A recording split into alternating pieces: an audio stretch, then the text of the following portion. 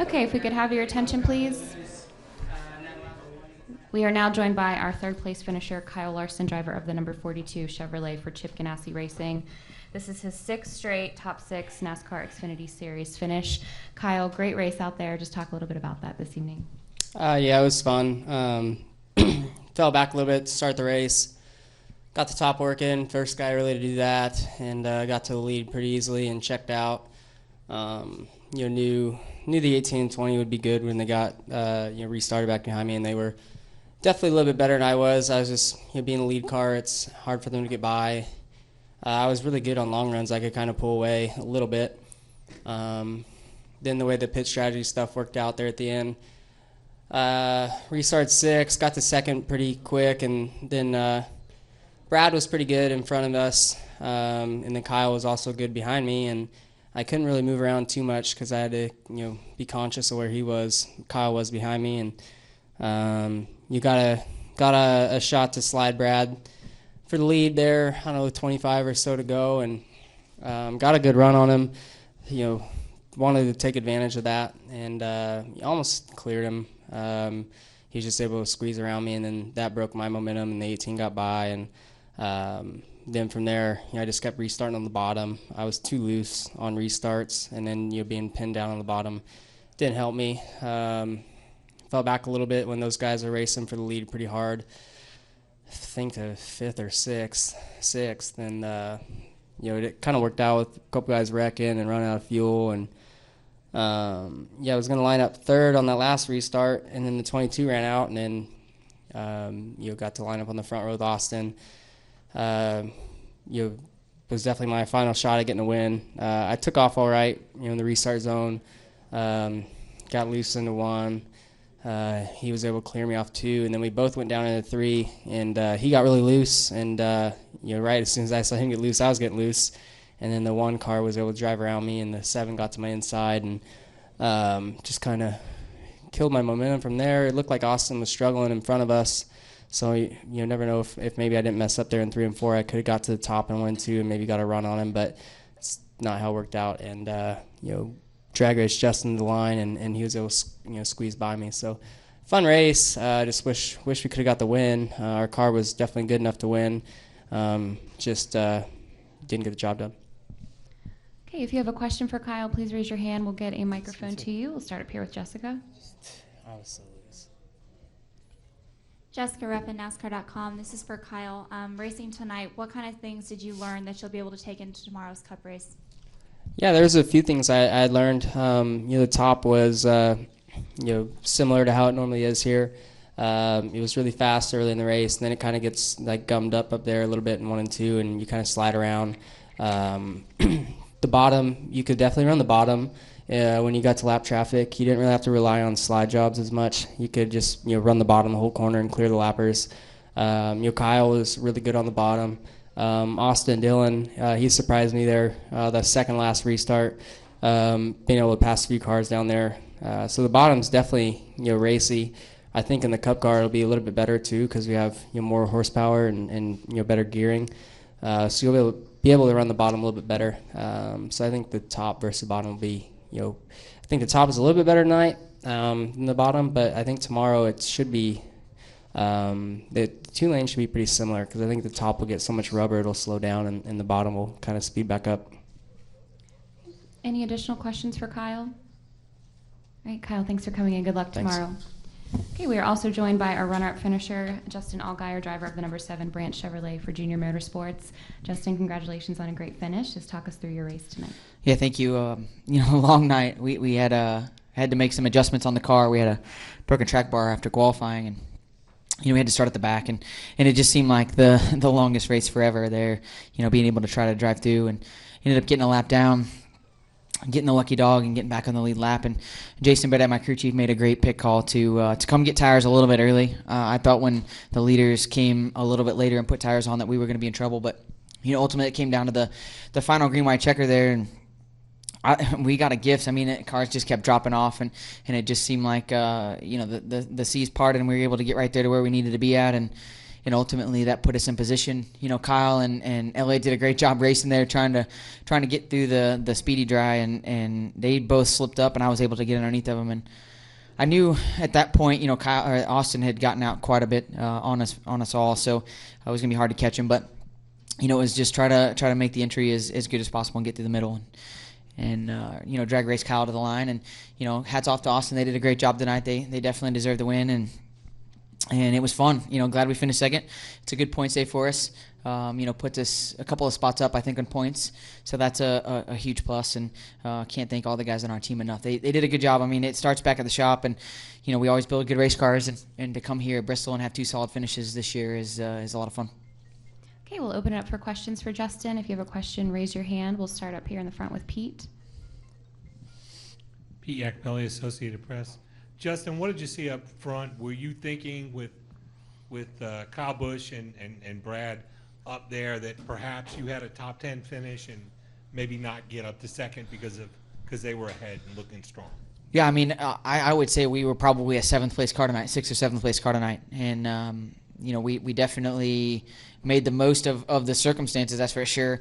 I knew that those guys were racing really hard, and obviously, early in the race it was fighting for the bottom, late in the race it was fighting for the top, and it seems like here, you want to clear yourself so bad, and you look in the mirrors and you think you are. And I don't know if Kyle was told clear, if he thought he was clear, but he did what he had to do, and unfortunately it just didn't work out for him.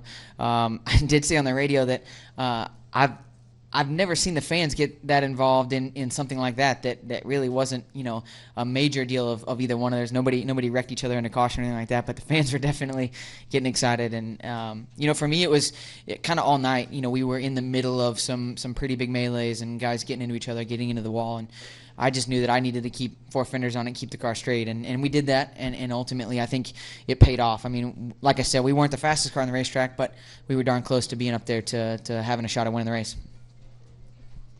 Any additional questions for Justin? All right, congratulations again. Thank you. Thanks for coming in.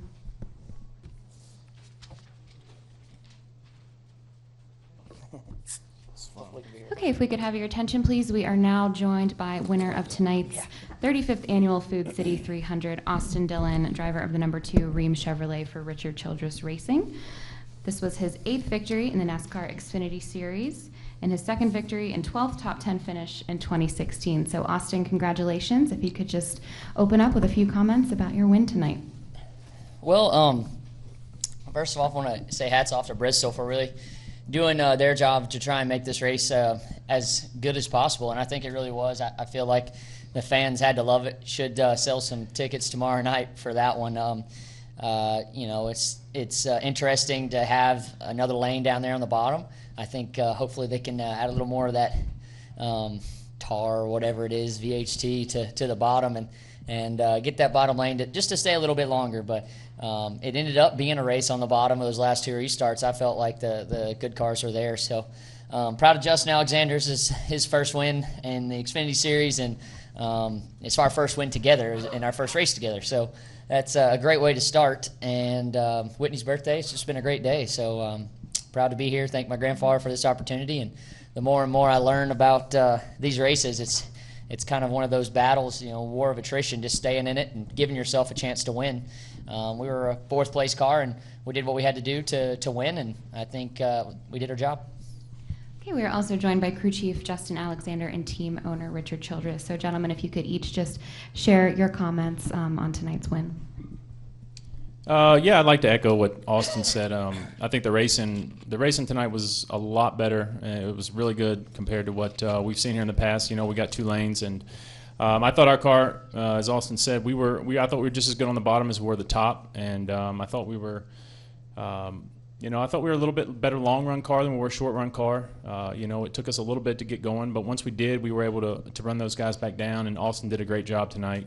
Keeping his head in it and staying focused. And even when they were pushing us, we had to just remain calm, and things unfold, and you get you're sitting there at the end where you need to be, running first at a green white checkered. So can't thank Richard Childress enough, RCR, everyone at the organization, that all the guys on this team. I just came on board 2-3 weeks ago. It's my 2nd race, first one with Austin, and it's been it's been a little different, a little transition for me, but I think it's obviously it's worked out well, and we've had some fun tonight. So look forward to many more, and we're gonna try to get some more of them this year before it's over. Yeah, I'll just echo what both of these guys said. I'm just really proud of them, proud of Justin for coming in and getting his first win with us, and Austin getting his first short track win. And it's just been a great evening. All of our cars ran really well. And, and again, like Austin said, Bristol's done a great job of this racetrack. You could move around. The VHT, I think is what they call it. It would move up to the top. Actually, the cars, I think the rubber would kind of carry it around on the racetrack. Just made good racing everywhere, and very proud of them. Very proud of Rheem for our sponsors for sponsoring this car. Okay, if you have any questions, please raise your hand. We will get a microphone to you. Okay, we'll start over here with Deb and then come up to Bob. Deb Williams, RacingToday.com. Congratulations. And this can be for Austin and Richard. Regarding the track, you just talked about what it's done, but if we get the rain that's predicted, how will that affect it? Will it put it back to what it was before this race? I think, if the rain's predicted, it'll wash some of that top layer off, so it'll take a little longer to get the top run in. But when you get all 40 of those Cup cars out there, it doesn't take long to get that top going. So I think I personally hope that Bristol adds a little more of that grip on the bottom, and I think it will make the race more interesting longer. And the top line is fun to watch too. So you can't just completely do away with the top line. I think what's positive is having two lines to race on. So you need to give that bottom more of an advantage and let the top come in, because we all know it's going to as the tires fall off. I think 20 laps into a run, the top is where you need to be. 10 laps into a run tonight, it was there. So, and then at the end, you just wanted to be on the bottom for all the craziness. So I think we should add a little grip to her down there. Okay, we'll take our next question from Bob and then go back to Chris. Bob Barker, ESPN. Austin, how much do you think the track will change throughout the race tomorrow night, and how much did it change throughout the race tonight? So my opinion is that top actually got, at one point, it got rubbered up more than what people wanted it to, I think. The 42 was really fast up there early, and then at one point it kind of came back to the field a little bit because I think there's too much rubber up there, and it was just so wide around there, and you lose your right front in it. So the bottom, there was one point in time, now I didn't take off very well, but one point in time I was running 50s and 60s on the bottom, and they were running 70s, 80s up there. So if there's some long runs, that top gets rubbered up a lot, the bottom can come back into it later in the run. So that's the cool part about it. So I think it'll move back and forth. They've done a good job of just making the track smoother down there so you can run down there. It used to be so rough you couldn't stay down there because the springs would just bounce across the track. So the polish is probably as much as the VHT. Okay, Chris.